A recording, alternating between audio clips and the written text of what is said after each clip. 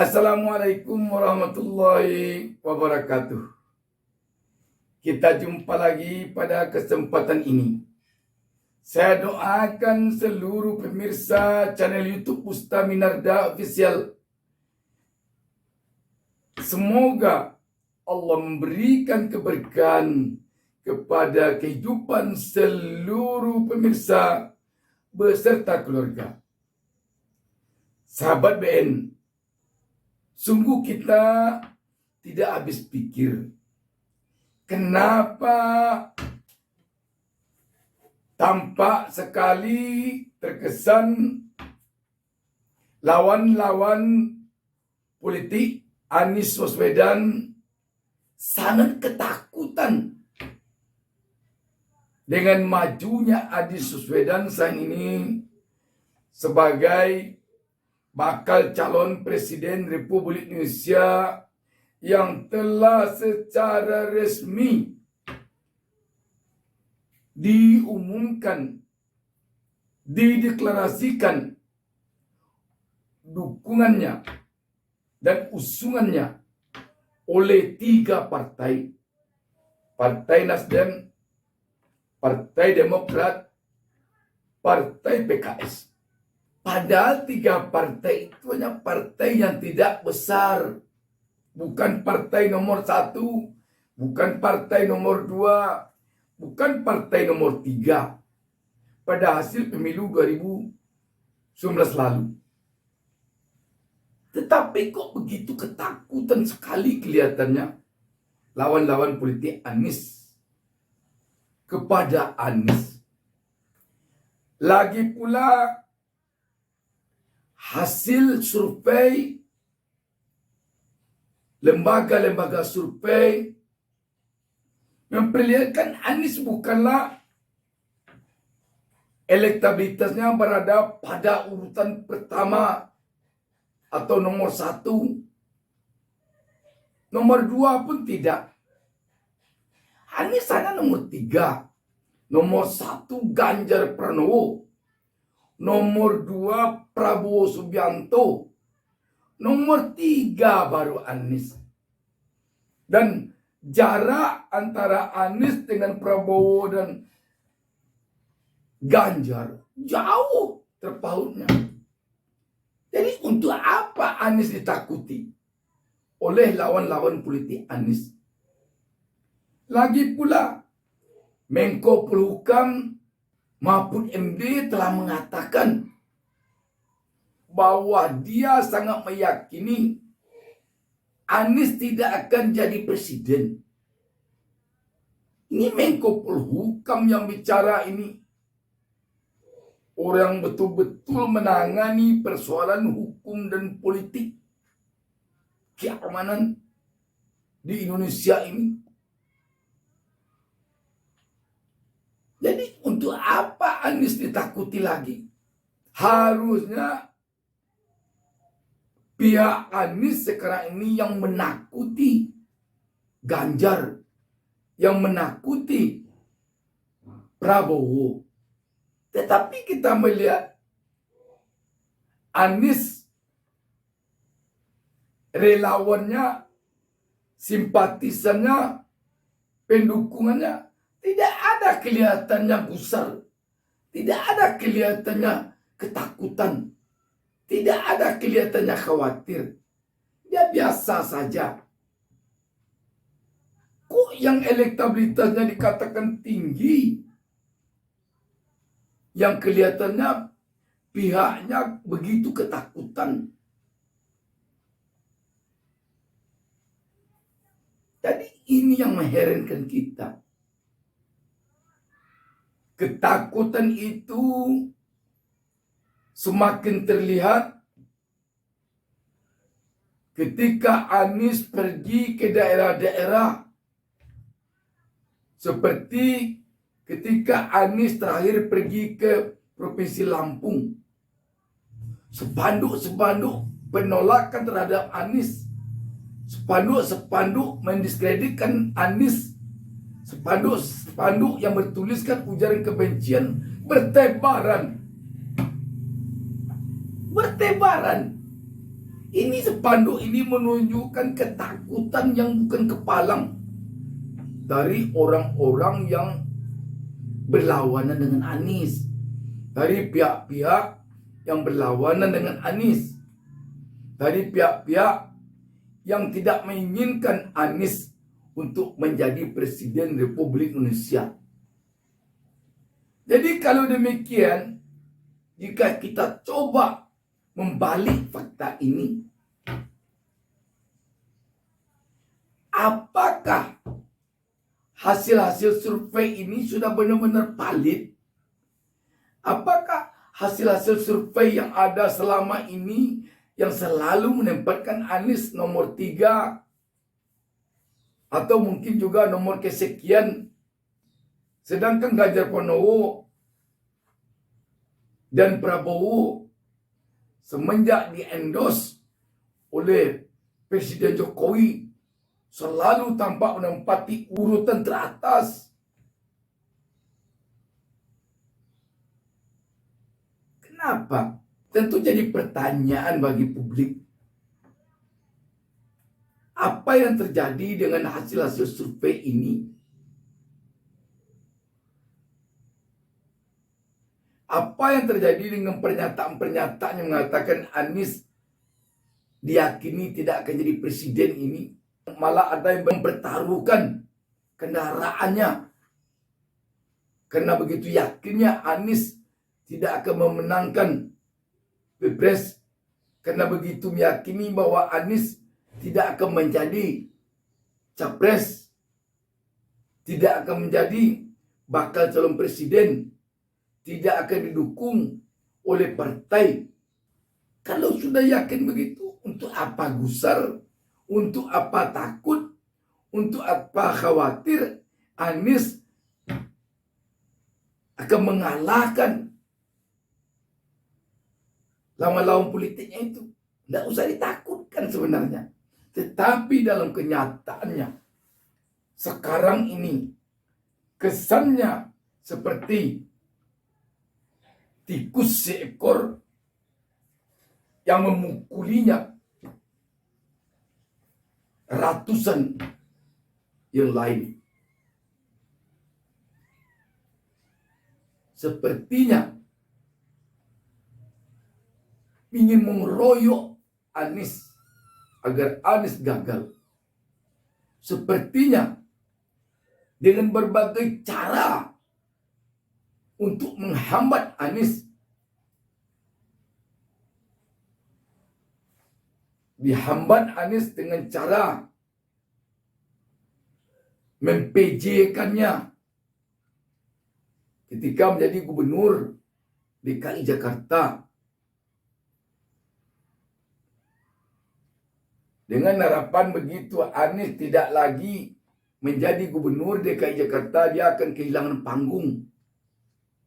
Bahkan dulu kita dengar ada pernyataan-pernyataan yang mengatakan agar setelah nanti Anies tidak jadi gubernur lagi, dia akan kehilangan panggung. Bahkan ada yang mengatakan, kita lihat nanti Anies kalau sudah tidak jadi gubernur lagi, dia tidak akan dikenal, tidak disebut-sebut lagi. Bahkan mungkin ada juga yang mengatakan dia sudah tenggelam, sudah hilang di telan bumi.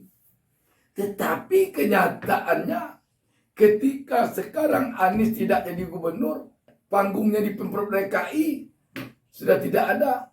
Tapi panggungnya di tengah-tengah masyarakat disediakan oleh rakyat sebanyak-banyaknya. Di sini pula timbul kegusaran. Dikatakanlah Anies curi star, Anies kampanye,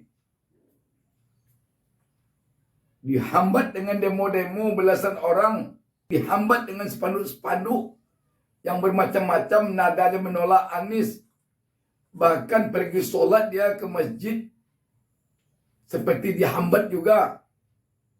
Dikatakan pergi kampanye. Bahkan dihambat dia dengan ular kobra. Macam-macam. Jadi yang mengherankan kita sekali lagi, Apa yang dicemaskan kepada Anies akan mengalahkan lawan-lawannya. Apa yang ditakutkan kepada Anies akan mengalahkan lawan-lawannya. Apa yang dikhawatirkan kepada Anies akan bisa nanti memenangkan Pilpres. Padahal hasil survei, lembaga-lembaga survei telah mengatakan dia hanya urutan buncit di bawah. Opini-opini, pernyataan-pernyataan telah mengatakan dia tidak bakalan jadi presiden, tidak bakal jadi RI 1. Bahkan partai malah ada yang mengatakan tidak akan mau berkoalisi dengan Anies. Tentu telah yakin Anies tidak menang. Tapi mengapa kok sepertinya takut benar dengan Anies? Masa dengan lawan yang enteng takut?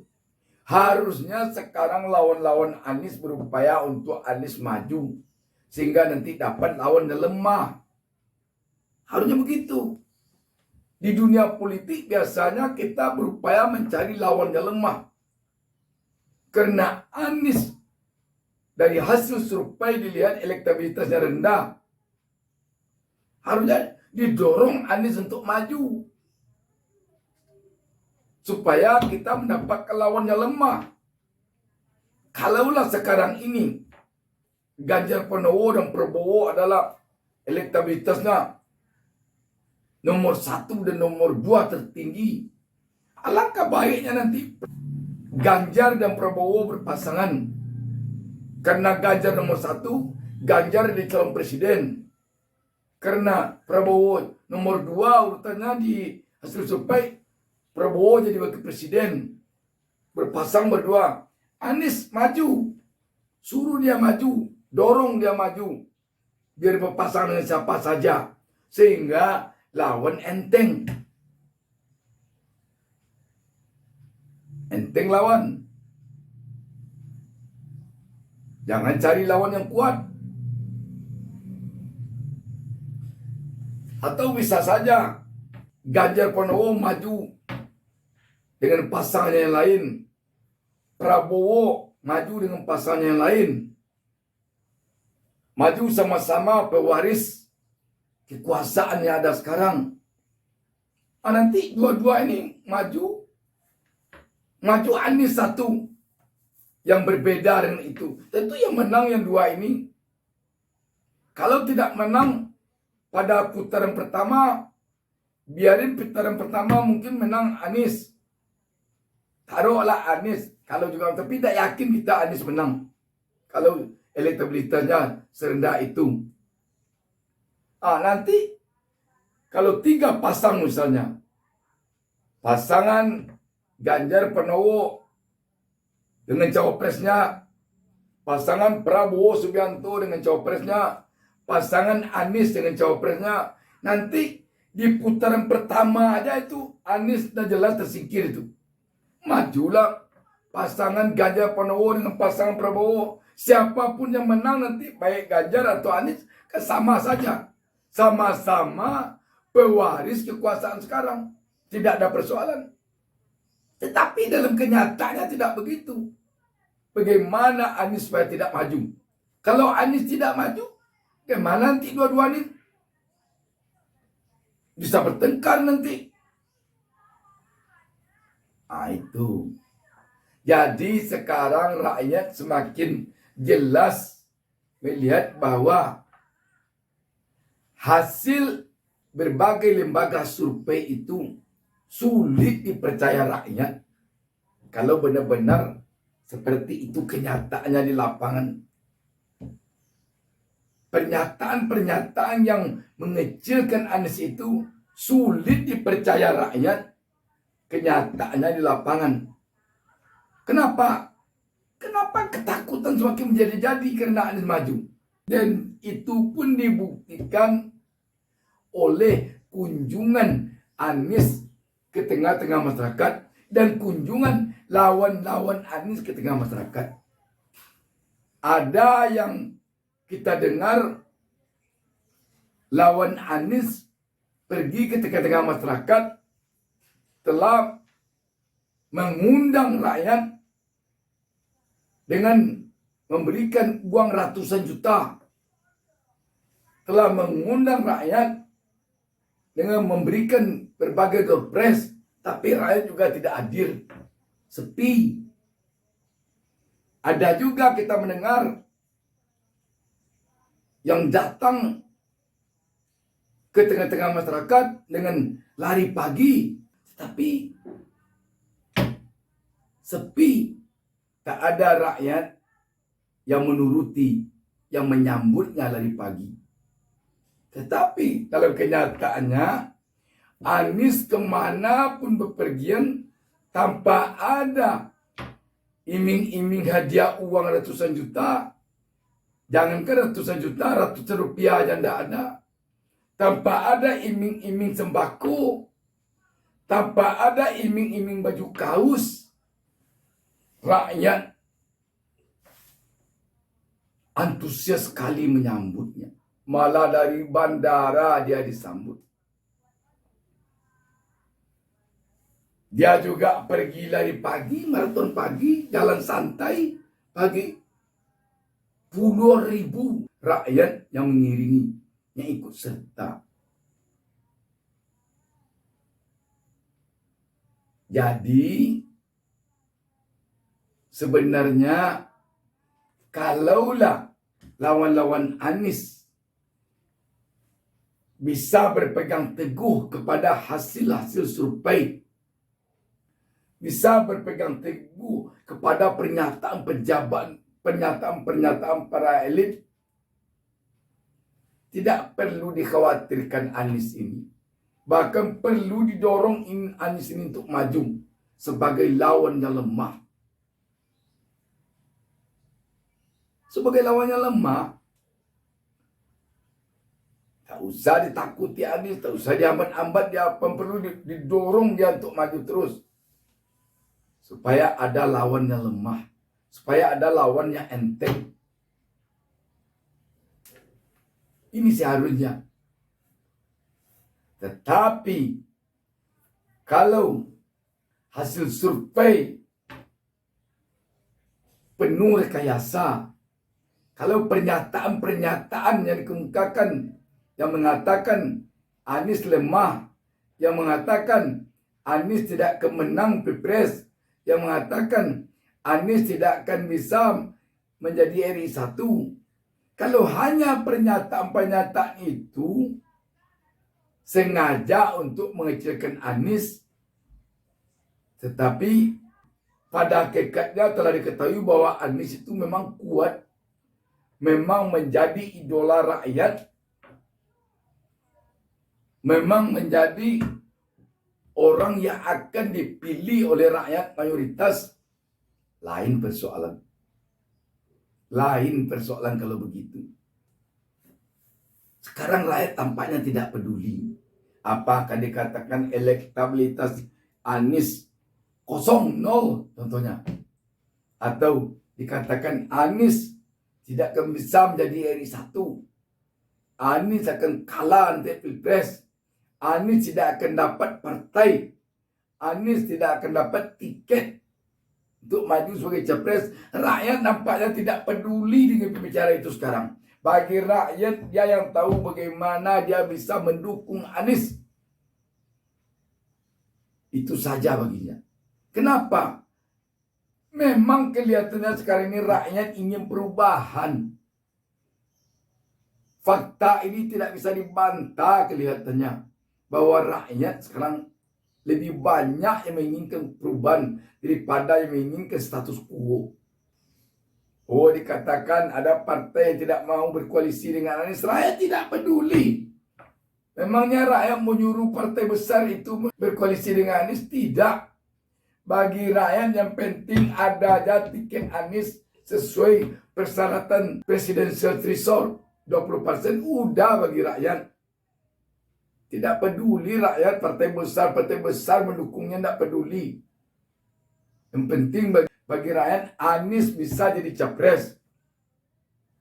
Kalau sekarang ini tidak pakai presidensial threshold 20%. Tidak ada pun satu buah pun partai mendukungnya. Bagi rakyat tidak apa-apa, biar rakyat aja mendukungnya baginya. Kalaulah sekarang ini undang-undang mengatur tidak perlu dukung partai, bisa tokoh-tokoh maju di capres, rakyat tidak utuh partai-partai ini sebenarnya. Bagi rakyat yang penting Anies maju jadi capres. Calon independen, calon apa namanya, yang penting Anies bisa maju, itu aja bagi rakyat sekarang. Jadi tidak akan takut rakyat tampaknya lagi. Kalau ada partai besar yang mengatakan saya tidak mau berkoalisi dengan koalisi perubahan, tidak apa-apa bagi rakyat. Memangnya rakyat mengemis minta partai besar mendukung Anies? Tidak. Jadi sekarang ini tampaknya bagi rakyat isu apapun yang dikemukakan untuk mengecilkan arti Anies, rakyat tidak peduli. Bagi rakyat sebagai seorang tokoh perubahan, Anies perlu mereka dukung. Tanpa pamrih, tanpa sembako, tanpa uang. Rakyat sekarang yang butuh ini bagaimana nanti pemimpin 5 tahun ke depan ini betul-betul pro rakyat, betul-betul berjuang untuk rakyat. Kenapa dia percaya pada Anies? Karena Anies telah terlihat 5 tahun jadi gubernur DKI Jakarta. Memang pro rakyat dia. Uang APBD, uang rakyat yang ada di DKI Jakarta itu memang dipergunakan oleh Anies untuk kepentingan rakyat DKI Jakarta. Yang diambilnya hanya gajinya, honornya, tunjangannya, itu saja. Dia tidak ambil proyek. Kalau ada proyek 100 miliar contohnya, Anies tidak menyunat yang pula 50 miliar. Hanya dipakai 50 miliar. 50 miliar dia dimasukkan kantong untuk korupsi. Bagi Anies tidak begitu. Siapa stafnya di bawah jajarannya yang coba-coba melakukan itu, dicopotnya. Itu yang disenangi oleh rakyat. Rakyat percaya kalau Anies jadi presiden nanti gaya-gaya pejabat pajak yang tidak mau berpajak itu tidak bisa. Pejabat-pejabat yang memperkaya diri sendiri di tengah-tengah kemiskinan rakyat tidak bisa lagi memang begitu. Itu yang diinginkan rakyat dan itu yang dipercaya rakyat sekarang ini ada pada diri Anies Baswedan. Melihat 5 tahun Anies Baswedan memimpin DKI Jakarta. Masa pejabat eselon 3 mobil anaknya Rubicon pakai Harley Davidson. Bahkan sekarang diduga ada pula rumah mewahnya pakai kolam renang. Itu baru pejabat eselon 3. Apalagi yang eselon-eselon lebih mentereng dari itu. Wassalamualaikum warahmatullahi wabarakatuh. Jangan lupa subscribe.